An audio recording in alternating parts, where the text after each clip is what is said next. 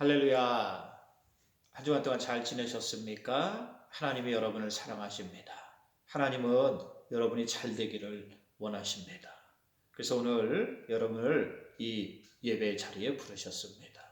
오늘 하나님 말씀을 통해 큰 은혜와 감동을 회복하고 삶의 활력을 얻는 여러분들 되시길 주의 이름으로 축원드립니다. 우리 사도신경 하심으로 오늘 예배 시작하겠습니다. 전능하사 천지를 만드신 하나님 아버지를 내가 믿사오며 그 외아들 우리 주 예수 그리스도를 믿사오니 이는 성령으로 잉태하사 동정녀 마리아에게 나시오고 본디오 빌라도에게 고난을 받으사 십자가에 못 박혀 죽으시고 장사한 지 사흘 만에 죽은 자 가운데서 다시 살아나시며 하늘에 오르사 전능하신 하나님 우편에 앉아 계시다가 저리로서 산자와 죽은 자를 심판하러 오시리라. 성령을 믿사오며 거룩한 공예와 성도가 서로 교통하는 것과 죄를 사하여 주시는 것과 몸이 다시 사는 것과 영원히 사는 것을 믿사옵나이다. 아멘. 오늘 말씀은 사무엘상 2장입니다. 구약성경 사무엘상입니다. 사무엘상 2장 6절로 7절 말씀 되겠습니다. 선한 사람이 왜 고난을 당할까요? 착한 사람에게도 어려움이 생길 때가 있습니다. 선한 사람에게 고난이 임할 때가 있어요. 사업에 실패하거나 병에 걸리거나 또 소중한 사람을 잃는 일이 발생합니다. 그렇다면 왜 선한 사람에게 어려운 일이 생길까요? 고난이 일어날까요? 이것을 신정론이라고 합니다. 하나님의 정의에 관해서 논한다라는 뜻이에요.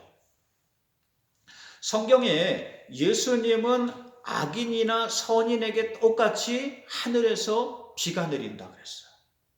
누구에게나 어려움이 생길 수 있다는 거예요. 선한 사람이든 악하게 살아온 사람이든 똑같이 어려움이 생길 수가 있습니다. 누구나 코로나 바이러스에 걸릴 수 있어요. 중요한 것은 그 고난을, 어려움을 어떻게 극복하고 이겨내느냐 하는 것입니다. 예수님도 선하게 사셨어요. 착하게 사셨어요. 좋은 일만 하면서 사셨습니다. 어려운 사람들을 도와주고 병든 사람들을 치료해주고 또 소외받고 외로운 사람들을 찾아가서 친구가 되어주고 위로해 주었어요. 그럼에도 세상 누구보다 어려운 일을 많이 겪으셨습니다. 가족에게 무시당하고 주변에 늘 대적들이 있었어요. 제자들에게 버림받고 배신당합니다. 재판도 제대로 받지 못하고 채찍에 맞고 감옥에 갇히고 십자가에 못 박혀서 비참하게 돌아가셨어요. 어떻게 보면 세상의 억울한 죽음으로 끝날 수 있어요. 그저 보잘것없는 로마의 식민지의 그 한 젊은이가 반항하다가 억울하게 죽임을 당한 것 같이 끝날 수도 있었어요. 그러나 하나님 안에 있으면 달라집니다. 우리가 하나님을 믿고 살아가면 달라져요. 하나님 안에 신앙으로 살면 우리에게 일어난 모든 일들이 달라집니다. 비참한 결과로 끝나지 않아요. 억울한 일로 끝나지 않습니다. 세상에서는 끝인 것 같고 마지막인 것 같고 실패인 것 같습니다. 그러나 하나님을 믿으면 이것은 새로운 시작이 되고 소망이 되고 놀라운 기적의 역사가 되는 줄 믿습니다. 하나님이 사흘 만에 죽은 자를 다시 살려내셨습니다. 예수님이 사망 권세를 이기시고 살아나셨어요. 온 세상에 새로운 생명이 들어오는 역사가 일어났습니다. 오늘날 우리도 이러한 주님으로 인해서 새로운 소망을 가지고 살 수 있게 되었습니다. 하나님을 향한 믿음으로 살면 언제든 새로운 길이 열립니다. 새로운 소망이 생기는 줄 믿습니다. 그러므로 여러분들이 이러한 사람들이 되시길 주의 이름으로 축원드립니다. 이제 룻기서 말씀으로 가요. 구약 성경입니다. 룻기서는 사사기서 뒤에 있어요. 룻기서는 이러한 것을 보여줘요. 선한 사람도 세상에서 똑같이 어려움을 겪고 시련을 겪고 문제를 만날 수 있다는 거예요. 룻기서에 보면 나오미 가정이 나와요. 이스라엘 민족이 하나님이 주신 가나안 땅, 축복의 땅에서 자꾸만 죄악을 저질러요. 주변 사람들의 타락한 문화를 따라가고 그들이 섬기는 신을 섬기며 우상 숭배에 깊이 빠져요. 빈부의 격차가 심해지면서 가난한 사람은 종이나 노예로 팔려갔어요. 그런데도 이것을 당연시하고 어려운 사람들, 가난한 사람들을 돌보지 않았어요. 이러한 죄악의 결과로 가나안 땅에 기근이 심하게 듭니다. 성경에 하나님 말씀을 잘 듣고 그 말씀을 따라 살면 복을 받지만 그 반대로 하나님을 떠나서 하나님을 섬기지 않고 죄악을 일삼으면 재앙이 임할 것이라고 했습니다. 대적을 통해 어려움이 오거나 기근이나 질병과 같은 고난이 임한다고 했습니다. 이스라엘 민족이 죄악을 저지르자 하나님이 이번에는 기근을 보냈어요. 그래서 이스라엘 땅에 가뭄이 심하게 듭니다. 나오미의 가정도 그 기근 때문에 할 수 없이 이방 땅인 모압으로 이주를 해야 했습니다. 남편과 두 아들과 같이 모압 땅에 가서 살았어요. 이곳에서 아들들이 결혼을 합니다. 근데 남편이 먼저 죽고 이어서 아들들도 일찍 다 죽었어요. 성경에 보면 나오미는 마음씨가 착한 사람이었습니다. 성품이 너무 고운 사람이었어요. 선한 사람이었어요. 근데 왜 이러한 선한 사람에게 이러한 고난이 닥쳤을까요? 기근 때문에 고국을 떠나고 남편이 일찍 죽고 사랑하는 아들도 다 잃었습니다. 아무런 소망이 없는 것 같아요. 성경이 이야기하는 요점은 다른 데 있습니다. 고난은 누구에게나 올 수 있다는 거예요. 선하다고 가난이 피해가고 착하다고 병에 걸리지 않는 게 아니에요. 문제는 이러한 고난 속에서 어떻게 살아가느냐 하는 것입니다. 이러한 일이 일어나면 자기 처지를 비관하고 또 다른 사람을 원망하고 심지어는 하나님을 저주하는 사람도 있습니다. 그러나 오히려 더 하나님의 은혜를 깨닫고 인생을 의미 있게 살아가는 사람들이 또한 있어요. 나오미도 자신의 삶이 너무 힘드니까 성경에 보면 더 이상 자신을 나오미라 하지 말고 마라라고 하라고 합니다. 나오미는 기쁨이라는 뜻이지만 마라는 쓰라림, 고통, 괴로움, 아픔이라는 뜻입니다. 그만큼 자신의 삶이 쓰리고 아프고 괴로웠어요. 나오미는 삶에 큰 아픔을 겪었습니다. 그러나 그 아픔 속에서도 하나님을 믿는 신앙은 변함이 없었어요. 고운 성품은 변함이 없었습니다. 시어머니의 이런 모습을 보고 며느리 룻은 깊은 감동을 받습니다. 그래서 룻기서 1장 여러분 16절을 보십시오. 룻기서 1장 16절입니다. 룻이 그 어머니에게 뭐라 그러냐면 어머니께서 가시는 곳에 나도 가고 어머니께서 머무시는 곳에 나도 머물며 어머니가 섬기는 하나님을 나도 섬기고 어머니가 죽으시는 곳에서 나도 죽겠나이다 라고 해요. 신앙의 사람들은 이러해야 합니다. 상황이 아무리 힘들어도 형편이 아무리 어렵더라도 그 상황과 형편 때문에 사람이 변해서는 안 됩니다. 예전에 착한 사람이었는데 오래간만에 만나면 전혀 딴 사람이 되어 있는 경우가 있어요. 삶의 고난과 어려움 때문에 사람이 변한 거예요. 세상을 원망하고 저주하는 경우가 종종 있습니다. 그러나 성도는 이러한 사람이 되어서는 안 됩니다. 세상에 어떠한 일을 만나고 겪더라도 한결같은 모습이 중요합니다. 나오미가 그러했어요. 자신보다 며느리들의 삶을 먼저 걱정해 주었습니다. 한결같이 하나님을 신뢰하는 것을 볼 수가 있습니다. 이러한 나오미를 하나님이 축복해 주십니다. 룻기서의 주인공은 여러분 룻인 것 같지만 이 룻기서의 주인공은요 둘이에요. 두 사람입니다. 바로 나오미와 그 며느리 룻, 이렇게 두 사람입니다. 하나님이 축복해 주시니까 전혀 가능성이 없던 이 가정의 축복의 역사가 일어납니다. 며느리 룻이 보아스라는 사람을 만나서 결혼해 아들을 낳아요. 이 당시의 법은 가족의 재산을 상당히 중요하게 생각하던 때입니다. 그러므로 며느리가 새롭게 결혼해서 낳은 자녀는 바로 그 어머니인 나오미의 소유가 된다는 사실이에요. 룻기서 4장 16절 여러분 말씀을 보십시오. 룻기서 4장 16절에 나오미가 아기를 받아서 품에 안고 그의 양육자가 되니 그의 이웃 여인들이 그에게 이름을 지어주되 나오미에게 아들이 태어났다 하여 그의 이름을 오벳이라 하였는데 그는 다윗의 아버지인 이새의 아버지였더라 라고 했습니다. 이렇게 태어난 아이를 통해 그 유명한 다윗 왕이 나오게 된다는 사실이에요. 여러분, 인생의 어려운 일 때문에 낙심하지 마십시오. 실망하지 마십시오.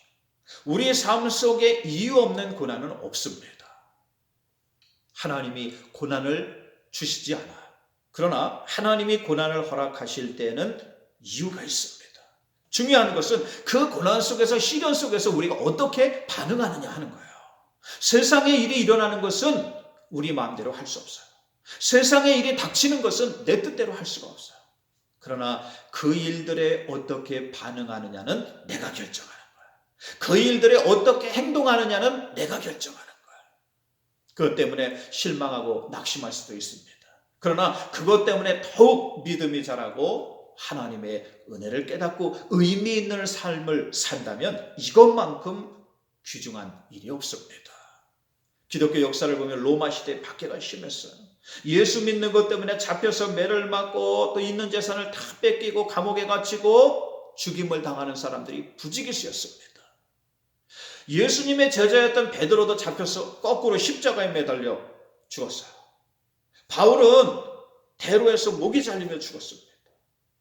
사도 요한은 90이 넘은 나이에 반모섬으로 유배 가서 강제노동에 시달리며 고난을 겪었어요. 그러나 그러함 속에서도 이들은 끝까지 믿음으로 살았습니다. 예전에 영화 중에 코바디스라는 영화가 있었습니다. 주여 어디로 가시나이까 라는 뜻입니다. 베드로가 자신이 뻔히 죽을 줄 알면서도 주님처럼 박해받고 고난받는 성도들이 있는 로마의 심장부로 되돌아가요. 그리고 그곳에서 끝까지 믿음을 지키다가 순교합니다. 이러한 베드로를 보고 수많은 사람들이 믿음을 지킬 수 있었고 하나님 나라에 들어갈 수 있었습니다. 오늘날 바티칸 성당은 베드로가 순교한 자리에 세워졌고 가톨릭에서는 이러한 베드로를 첫 번째 교황이라고 주장하는 것입니다. 사도 요한은 반모섬에서 하루하루 하나님께 기도하며 하나님의 말씀을 받았어요. 계시를 받습니다. 이렇게 해서 쓰여진 그 요한 계시록은 당시에 고난받고 박해받는 성도들에게 큰 힘과 위로와 용기를 주었어요. 오늘날까지도 요한 계시록은 어려움 속에 있는 수많은 사람들에게 생명의 말씀이 되고 있습니다. 여러분, 어려움은 누구에게나 옵니다. 병은요, 누구에게나 와요. 시련은요, 누구에게나 일어날 수 있습니다. 그러나 그 속에서도 하나님을 향한 믿음으로 사는 여러분들 되시기 바랍니다. 하나님을 향한 믿음이 더욱더 성장하고 자라나는 여러분들 되시기 바랍니다. 반응을 다르게 하는 여러분들 되시기 바라요. 세상의 일들에 믿음으로 반응하는 여러분들 되시기 바랍니다. 오늘날 사람들이 코로나 바이러스 때문에 힘들어합니다. 두려워해요. 그러나 단지 세상의 이러한 문제 때문에 두려워하는 것으로 끝나서는 안 됩니다. 성도는 달라야 합니다. 하나님을 믿는 사람들은 달라야 하는 거예요. 여러분, 오늘 말씀인 사무엘서 2장 6절로 7절 말씀을 보십시오. 오늘 말씀 너무너무 중요합니다. 여호와는 죽이기도 하시고 살리기도 하시고 스올에 내리게도 하시고 거기에서 올리기도 하시는도다. 여호와는 가난하게도 하시고 부하게도 하시며 낮추기도 하시고 높이기도 하시는도다 라고 했습니다. 사람의 모든 일이 누구에게 달렸습니까? 바로 여호와 하나님께 달렸습니다. 하나님이 사람의 모든 생사화복을 주관하신다는 사실이에요. 사람의 모든 살고 죽는 권세는 하나님 손에 달렸어요. 사람의 모든 일들의 성공과 실패는 하나님 손에 달렸습니다. 지금 우리나라가 어려운 현실 가운데 있어요. 우리나라뿐만 아니라 세계 여러 나라가 코로나 바이러스 때문에 패닉 상태에 빠져가고 있습니다. 전염병은요, 누구에게나 올 수 있습니다. 그러나 그 상황 속에서 속에서 어떻게 반응하느냐는 우리에게 달렸어요. 여러분 너무 두려워하지 마시기 바랍니다. 코로나에 걸린다고 다 죽는 게 아니에요. 우리는 다르게 반응해야 됩니다. 이번 코로나를 통해서 사람의 생명이 너무도 소중하다는 것을 생각하게 돼요. 나에게 있는 생명이 소중하다는 거예요. 예전에는요, 그냥 사는 게 사는 건 줄 알았습니다.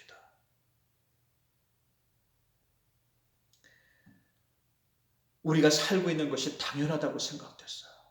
근데 이번 일을 겪으면서 우리 삶에도 기한이 있다는 생각이 들지 않으십니까? 삶에 기간이 있다는 거예요. 세상의 생명이 언제나 그대로 있는 것이 아니라 언제든 이것이 끝날 수 있다는 것입니다. 그러므로 우리는 현재 내가 살고 있는 삶 너머를 볼 수 있어야 합니다. 내가 살고 있는 이 삶 그 이상을 생각할 수 있어야 합니다. 사람들은 세상이 이대로 있을 줄 압니다. 마냥 이대로 살 줄 생각하는 거예요. 그러나 성경은 자꾸 천국에 대해 이야기합니다. 예수님은 우리를 하나님 나라로 인도하시기 위해 왔다고 말합니다. 그리고 예수님은 이 세상에서 33살밖에 살지 않고 십자가에 못 박혀 죽으셨어요. 만약 세상의 삶이 전부라면 주님이 이러한 비참한 삶으로 끝내버리셨을까요? 모든 것이 무엇을 이야기합니까? 또 다른 세상이 있다는 거예요. 우리가 살고 있는 세상만 있는 것이 아닙니다. 그 너머에 세상이 있는 거예요. 하나님 나라가 있습니다. 천국이 있어요. 이 세상 생명만 있는 것이 아니라 영원한 생명이 있습니다.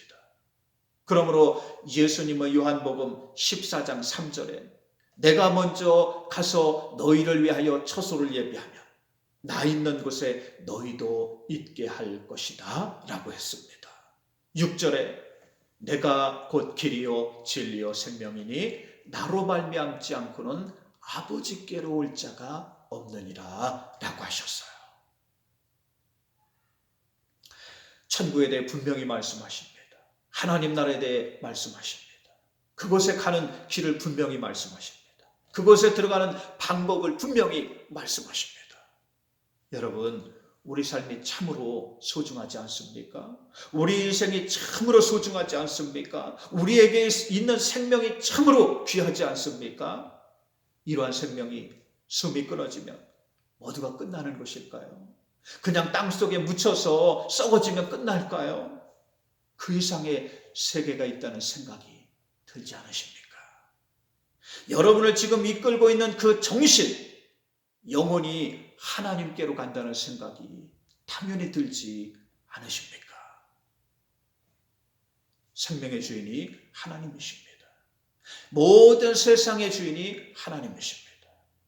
오늘 말씀을 통해 인생의 주인이 누구인지 확실히 깨닫는 여러분들 되시기 바랍니다. 여러분들이 가야 할 길을 분명히 찾으시길 주의 이름으로 축원드립니다. 하나님이 여러분과 함께 하십니다. 여러분이 어디에 있든지 어떠한 상황 가운데 있든지 인도하시고 지키시는 줄 믿습니다. 한 주간도 이러한 하나님을 신뢰하며 믿음으로 승리하는 여러분들 되시길 주의 이름으로 축원드립니다. 이러한 믿음으로 주변에 있는 다른 사람에게도 큰 힘과 용기를 줄 수 있는 여러분들 되시길 주의 이름으로 축원드립니다. 기도합니다. 하나님, 한 주간도 하나님의 은혜 안에 살게 하심을 감사합니다. 오늘 말씀을 통해 귀한 진리를 깨닫게 하옵소서. 삶의 의미를 돌아보게 하옵소서. 우리의 가는 길들을 바르게 찾을 수 있도록 오늘도 지켜 주시옵소서. 세상의 시끄러운 소리만 듣지 않게 하시고 오늘 하나님의 거룩한 말씀을 듣게 하셨사오니 한 주간 살아갈 때에 이 생명의 말씀을 따라서 살아가는 우리 귀한 예수님께 성도들 되도록 지켜주시고 인도하여 주시옵소서. 예수님의 이름으로 기도 올리옵나이다. 아멘. 우리 주기도문 하심으로 오늘 예배를 마칩니다. 하늘에 계신 우리 아버지여, 이름이 거룩히 여김을 받으시오며 나라가 임하시오며 뜻이 하늘에서 이루어진 것 같이 땅에서도 이루어지이다. 오늘 우리에게 일용할 양식을 주시옵고 우리가 우리에게 죄 지은 자를 사하여 준 것 같이 우리 죄를 사하여 주시옵고 우리를 시험에 들게 하지 마시옵고 다만 악에서 구하시옵소서. 나라와 권세와 영광이 아버지께 영원히 있사옵나이다. 아멘.